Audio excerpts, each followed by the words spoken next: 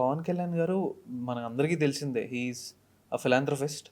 ఆ టైంలో జరుగుతున్న సోషల్ ఇష్యూస్ గురించి, ప్రాబ్లమ్స్ గురించి, సొసైటీలో జరుగుతున్న ప్రాబ్లమ్స్ గురించి ఫోకస్ చేసి ఆయన సత్యాగ్రహి అని ఒక సినిమా స్టార్ట్ చేశారు. దాని సబ్ టైటిల్ సత్యమే నా ఆయుధం. అన్నపూర్ణ స్టూడియోస్ లో ఈవెంట్ కూడా అయింది, సినిమా ఓపెనింగ్ అయింది. బట్ ఆ ప్రాజెక్ట్ ఎందుకో షెల్ అయిపోయింది. అదొకటే కాదు, నాకు ఇప్పటికి ఎందుకు సెలవు అయింది, ఇది పడితే బాగుంది అనుకున్నది సింగీతం శ్రీనివాస్ గారితో ప్రాజెక్ట్. కరెక్ట్.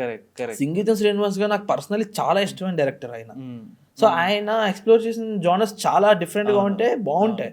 పవన్ కళ్యాణ్ గారు లాంటి వారితోటి ఎలాంటి సినిమా తీసుంటారు, అసలు ఎలాంటి సినిమా ప్లాన్ చేసి ఉంటారు. ఇమాజిన్ అలాంటి సినిమా అతను అప్పుడు ఆ డౌన్ ఫేస్ లో పడుంటే. ఈవెన్ త్రివిక్రమ్ గారితో కూడా ఒక ప్రాజెక్ట్ సెలవు అయింది. కోబలి. ఎస్, కోబలి టైటిల్ అప్పుడు చాలా హల్చల్ చేసింది ఆ టైం. అవును.